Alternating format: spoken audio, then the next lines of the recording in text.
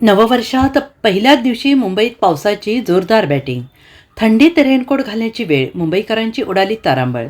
आज 2026 या वर्षाचा पहिला दिवस. नवीन वर्षाच्या पहिल्या दिवशी मुंबईकरांना वरुण राजानं पहिलं सरप्राईज दिलंय.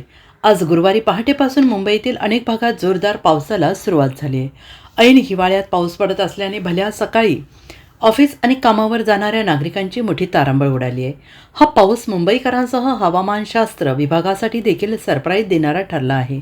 कारण मुंबईत पाऊस पडेल असा अंदाज हवामान खात्याकडून देखील देण्यात आलेला नव्हता. आज पहाटेपासून दक्षिण मुंबईतील वरळी, दादर, सायन, चेंबूर ते वाशीपर्यंत अनेक ठिकाणी पावसाने धुव्वाधार बॅटिंग केली आहे. भल्या पहाटे पाऊस पडल्याने सकाळी कामावर जाणाऱ्या नागरिकांची तारांबळ उडाली आहे. संपूर्ण महाराष्ट्रात हिवाळ्याचा जोर वाढत असल्याचं चित्र असताना मुंबईत काही भागात पावसाची रिपरिप सुरू आहे. अचानक आलेल्या पावसाच्या सरींमुळे मुंबईकर गोंधळून गेलेले आहेत. गेल्या काही दिवसात राज्यातील अनेक भागांमध्ये किमान तापमानात लक्षणीय घट झालेली असून काही ठिकाणी तापमान थेट 10 अंश सेल्सिअसच्या खाली घसरलेलं आहे. अधिकृतरित्या थंडीची लाट जाहीर करण्यात आलेली नसली तरी तापमानातील घसरणीमुळे सकाळनंतर संध्याकाळी गारठा अधिक जाणवतो आहे.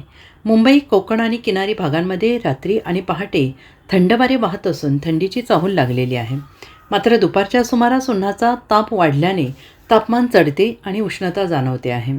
त्यामुळे दिवसा आणि रात्रीच्या तापमानात मोठा फरक दिसून येतो आहे. कोकणात देखील काही ठिकाणी पाऊस पडल्याची माहिती आहे आणि या अवकाळी पावसाचा फटका आंबा आणि काजूच्या शेतीला बसू शकतो.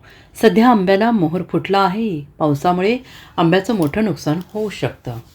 Bureau report, SPN Marathi, Mumbai.